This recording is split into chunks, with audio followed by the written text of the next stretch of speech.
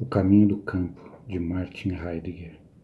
Do portão do jardim do castelo estende-se até as planícies úmidas do Enred. Sobre o muro, as velhas tilhas do jardim acompanham-no com um olhar. Estenda ele pelo tempo da Páscoa seu claro traço entre as sementeiras que nascem e as campinas que despertam, ou desapareça pelo Natal atrás da primeira colina sob turbilhões de neve.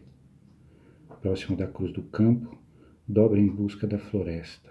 Saúda de passagem a sua orla o alto carvalho que abriga um banco esquadrado de madeira crua. Nele repousava às vezes este ou aquele texto dos grandes pensadores, que um jovem desajeitado procurava decifrar. Quando os enigmas se acotovelavam e nenhuma saída se anunciava, o caminho do campo oferecia boa ajuda. Silenciosamente acompanha nossos passos pela sinuosa vereda, através da amplidão da terra agreste. O pensamento, sempre de novo às voltas com os mesmos textos ou com seus próprios problemas, retorna à vereda que o caminho estira através da campina. Sob os pés, ele permanece tão próximo daquele que pensa, quanto do camponês que de madrugada caminha para a ceifa. Mais frequente com o correr dos anos, o carvalho à beira do caminho leva a lembrança aos jogos da infância e às primeiras escolhas. Quando às vezes no coração da floresta tombava um carvalho sob os golpes do machado, meu pai logo partia, atravessando a mataria e as clareiras ensolaradas, à procura do estéreo de madeira destinado à sua oficina. Era lá que trabalhava solícito e concentrado nos intervalos de sua ocupação, junto ao relógio do campanário e aos sinos, que um e outros mantêm relação própria com o tempo e a temporalidade. Os meninos, porém, recortavam seus navios na casca do carvalho. Equipados de banco para o remador e de timão, flutuavam os barcos no Metembá, ou no lago da escola. Nesses folguedos, as grandes travessias atingiam facilmente seu termo e facilmente recobravam o porto. A dimensão de seu sonho era protegida por um halo, apenas discernível, pairando sobre todas as coisas. O espaço aberto era-lhe limitado pelos olhos e pelas mãos da mãe. Tudo se passava como se sua discreta solicitude velasse sobre todos os seres. Essas travessias de brinquedos nada podiam saber das expedições em cujo curso todas as margens ficam para trás. Entre mentes, a consistência e o odor do carvalho começavam a falar, já perceptivelmente, da lentidão e da constância com que a árvore cresce.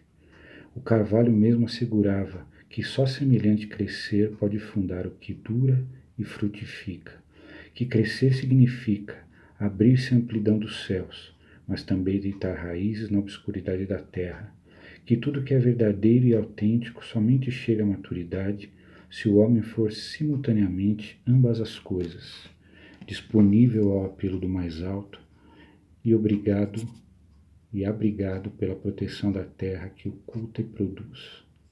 Isto o carvalho repete sempre ao caminho do campo, que diante dele corre seguro de seu destino.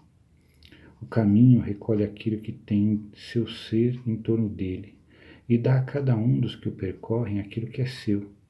Os mesmos campos, as mesmas encostas da colina escoltam o caminho em cada estação, próximo dele com a proximidade sempre nova. Quer a cordilheira dos Alpes acima das florestas se esbata no crepúsculo da tarde. Quer onde o caminho ondeie entre os outeiros, a cotovia da manhã se lance ao céu de verão, quer o vento lestre sopre a tempestade do lado em que jaz a aldeia natal da mãe, quer o lenhador carregue, ao cair da tarde, seu feixe de gravetos para a lareira, quer o carro da colheita se arraste em direção ao celeiro, oscilando pelos sulcos do caminho, quer apanhem as crianças as primeiras primaveras da aurela, do prado, quer passeie a neblina ao longo do dia sua sombria massa sobre o vale, sempre e de todos os lados fala, em torno do caminho do campo, o apelo do mesmo. O simples guarda o enigma do que permanece e do que é grande. Visita os homens inesperadamente, mas carece de longo tempo para crescer e amadurecer. O dom que dispensa está escondido na inaparência do que é sempre o mesmo. As coisas que amadurecem e se demoram em torno do caminho, em sua amplitude e em sua plenitude, dão um mundo. Como diz o velho mestre Eckhart, junto a quem aprendemos a ler e a viver, é naquilo que sua linguagem não diz que Deus é verdadeiramente Deus. Todavia, o apelo do caminho do campo fala apenas enquanto os homens nascidos no ar que o cerca forem capazes de ouvi-lo. São servos de sua origem, não escravos do artifício. Em vão o homem, através de planejamentos, procura instaurar uma ordenação no globo terrestre, se não for disponível o apelo do caminho do campo. O perigo ameaça que o homem de hoje não possa ouvir sua linguagem. Em seus ouvidos retumba o fragor das máquinas que chegam a tomar pela voz de Deus. Assim o homem se dispersa e se torna errante. Aos desatentos, o simples parece uniforme. A uniformidade entedia e os entediados só veem monotonia ao seu redor. O simples desvaneceu-se. Sua força silenciosa esgotou-se. O número dos que ainda conhecem o simples como um bem que conquistaram diminui, não há dúvida, rapidamente. Esses poucos, porém, serão em toda parte o que permanecem.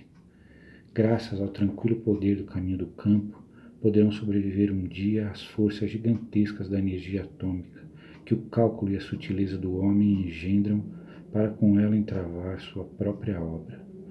O apelo do caminho do campo desperta um sentimento que ama o espaço livre e que, em momento oportuno, transfigura a própria aflição na serenidade derradeira. Esta opõe-se à desordem do trabalho pelo trabalho. Procurado apenas por si, o trabalho promove aquilo que nadifica. O caminho do campo ergue-se, no ar variável com as estações, uma serenidade que sabe e cuja face parece muitas vezes melancólica. Esta gaia ciência é de uma sagueza sutil. Ninguém a obtém sem que já a possua. Os que a têm receberam-no do caminho do campo. Em sua senda cruzam-se a tormenta do inverno e o dia da messe, a irrupção turbulenta da primavera e o ocaso tranquilo do outono. A alegria da juventude e a sabedoria da maturidade nela surpreendem-se mutuamente. Tudo, porém, se insere placidamente numa única harmonia, cujo eco o caminho do campo em seu silêncio leva de um para outro lado. A serenidade que sabe é uma porta abrindo para o eterno.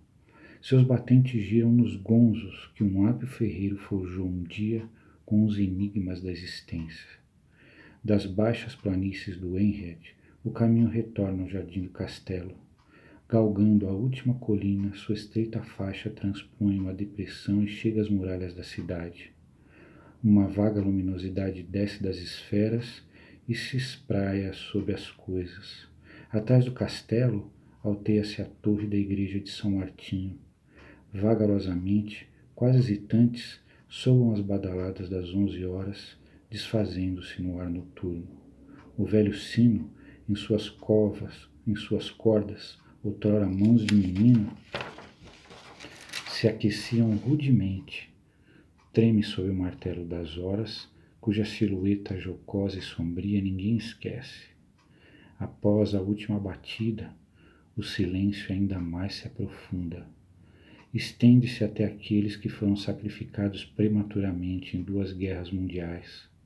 O simples torna-se ainda mais simples. O que é sempre o mesmo desenraiza e liberta. O apelo do caminho do campo é agora bem claro. É a alma que fala? Fala o mundo ou fala Deus? Tudo fala da renúncia que conduz ao mesmo. A renúncia não tira, a renúncia dá. Dá a força inesgotável do simples. O apelo faz-nos de novo habitar uma distante origem, onde a terra natal nos é devolvida.